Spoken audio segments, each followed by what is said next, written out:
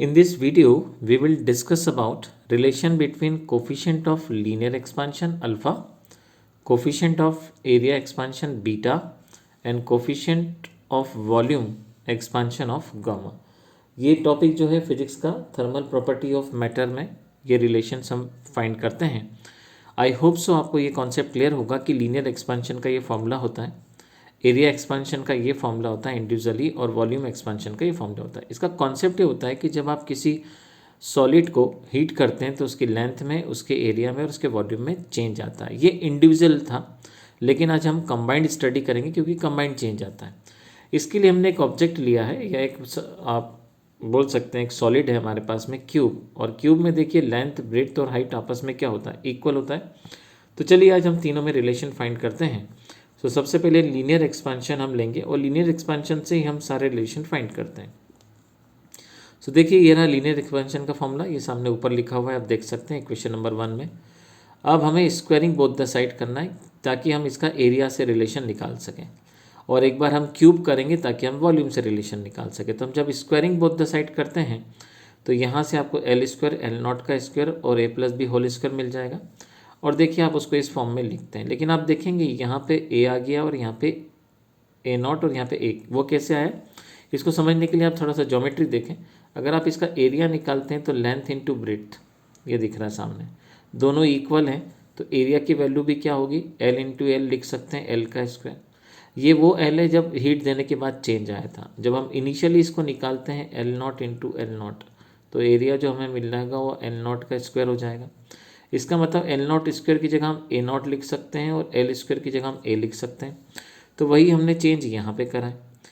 अब आप देखेंगे यहाँ एक छोटा इक्वेशन दिख रहा है जबकि यहाँ बड़ा इक्वेशन दिख रहा है, क्योंकि जब हम इसकी वैल्यू निकालते हैं कैलकुलेट करके तो बहुत स्मॉल आती है, तो यूजुअली हम उसको अवॉइड करते हैं और इस प्रकार से हमें ये टर्म नहीं मिलती है। और यहाँ पे आप देखेंगे तो ए और ए नॉट होने के बाद यही टर्म आपको छोटा दिखाई देगा। अब आप एक काम करिए, इक्वेशन नंबर 4 जो आपको मिला है इसको एक्चुअल एरिया से कंपेयर कीजिए। जो एक्चुअल एरिया का फॉर्मूला था वो ये दिख रहा। तो आप जानते हैं ए की जगह पे आप ये पूरी वैल्यू सब्स्टिट्यूट करेंगे, इसलिए हमने यहाँ पे मेंशन कर रखा है हम कंपेयर कर रहे हैं सेकंड और फोर्थ को। तो जैसे ही हम ए के प्लेस पर वैल्यू रखते हैं तो देखिए अब यहाँ पे बीटा आ चुका है, इधर अल्फ़ा है, ए नॉट से ए नॉट कैंसिल हो जाएगा, 1 से 1 कैंसिल हो जाएगा, तो आपको एक ही रिलेशन मिलेगा। टेम्परेचर से टेम्परेचर कैंसिल हो जाएगा तो आपको एक रिलेशन मिलेगा।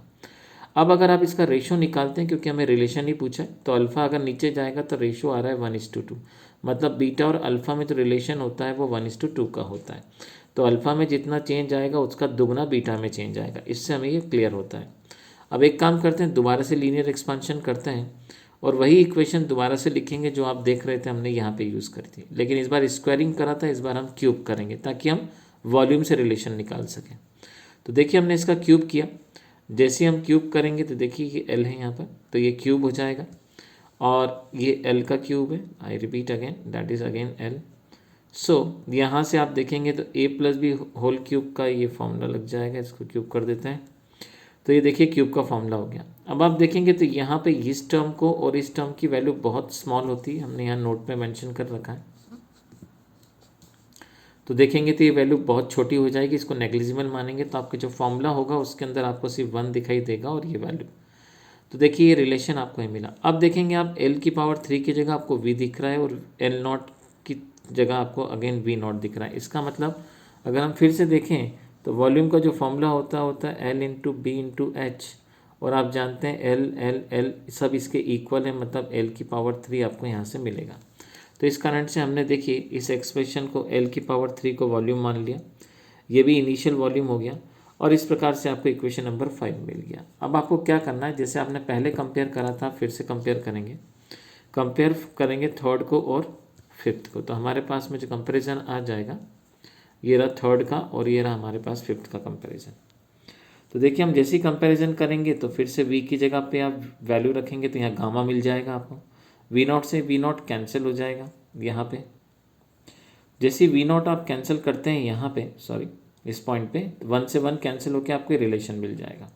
टेम्परेचर से टेम्परेचर कैंसिल कर दीजिए तो आपको ये रिलेशन आ गया। इसका मतलब गामा जो है 3 टाइम्स ऑफ अल्फ़ा होता है। अब अल्फ़ा अगर डाउन में जाएगा तो इसका रेशो 3:1 आ रहा है।